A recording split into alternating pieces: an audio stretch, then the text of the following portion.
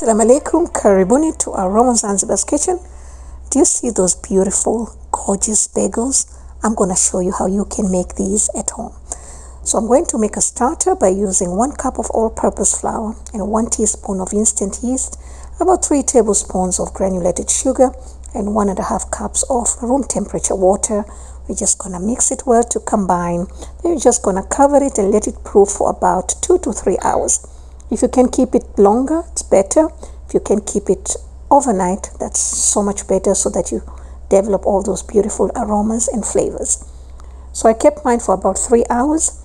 I usually keep it overnight, but I was craving bagels, so I had to take a shortcut, but it turned out pretty good. All right, so you can see the consistency is like this. It's nice and bubbly and thick. Then to this I added 1.5 teaspoons of salt and 2 tablespoons of honey. Now you can use the honey in the beginning, but I couldn't find the honey where I live, so I started with sugar. You can mix the honey and sugar, but you can also use the honey alone because it will give you that beautiful flavor in the bagels. So now I'm going to start adding the flour. I've used 4 cups total of all-purpose flour. I'll write it in grams in the description box below. Just gonna mix it well, slowly. You don't have to measure it, and you can also use a stand mixer if you have, that's fine. And just keep mixing. We're looking for a nice, thick and firm dough. All right.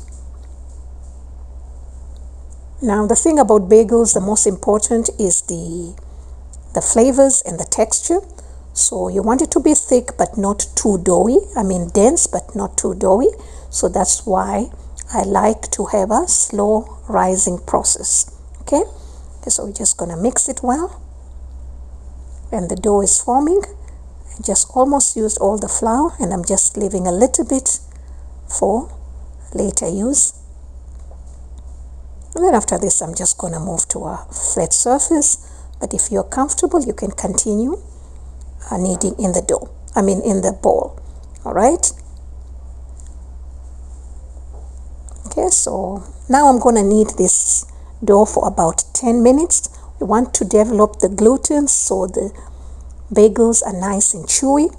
But if you can use bread flour, that's usually used for this recipe, then you don't need to knead it for a long time. Okay, so I just finished the flour. I'm just gonna knead it now.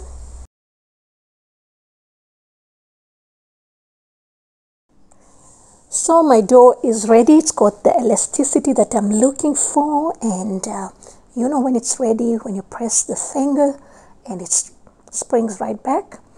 Then over here in the bowl, I just added some oil. Just gonna place the dough and let it rise.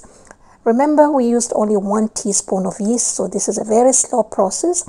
It could take between 2 to 4 hours, but if you want, you can also keep it in the fridge overnight and let it rise slowly. Okay, in the meantime, I'm going to work with the raisins. This is totally optional. So I soaked the raisins in hot water for about 5 minutes. And then I squeezed out the water. Now I'm adding the cinnamon powder, about 3/4 of a teaspoon. Just going to mix it well. Going to keep it aside. And the dough is ready. It has taken about 3 hours to reach to this stage. So I'm going to divide it into 2 portions because we want to have cinnamon raisins bagels and plain bagels. So 1 portion is going to have the cinnamon raisins. Now if you do decide that you want to have the whole batch as cinnamon raisins, then you can add your cinnamon powder together with your dry ingredients and then fold in the raisins at this stage, like how I'm doing. All right, so I'm just gonna fold the dough, then add the raisins, and you can use as much raisins as you want and cinnamon as well. Okay, now for this recipe you should be able to get about 10 up to 12 bagels. If you want to weigh them, then you can use a scale and use maybe 110 grams per bagel. That's a normal size. You can do up to 12, maybe medium size, I mean a little bit smaller. All right, so I'm just going to divide this into 5 equal portions.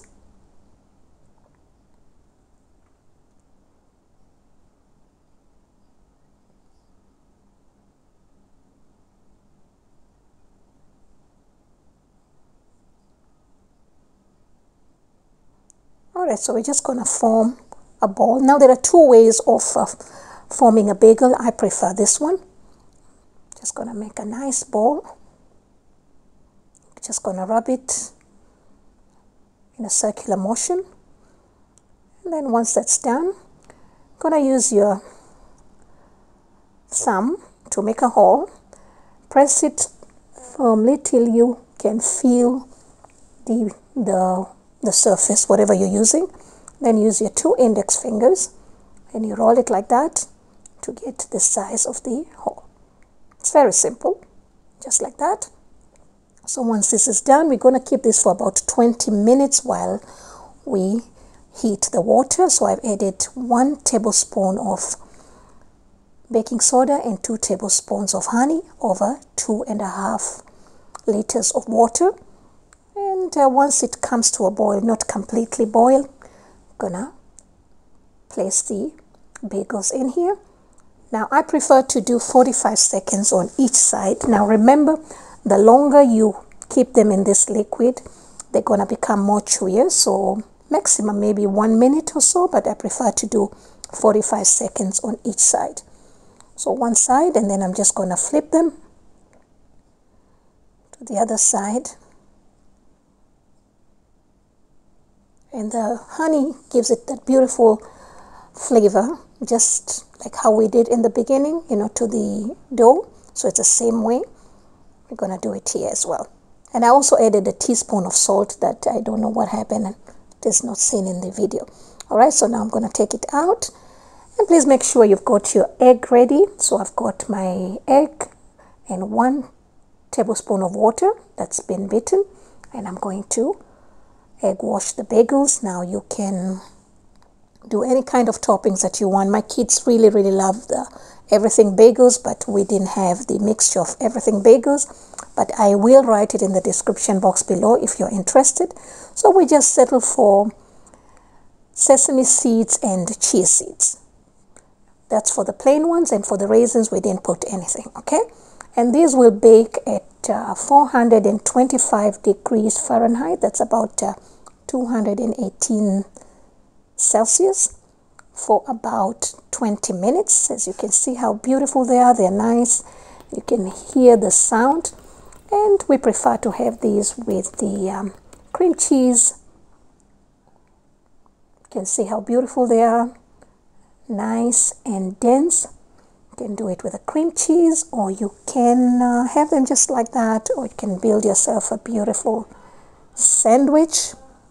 I prefer these for sandwiches when I make for the kids for school, because they don't become too soggy. So thank you so much, and you'll find all the ingredients and measurements in the description box below, and do join me for my future video.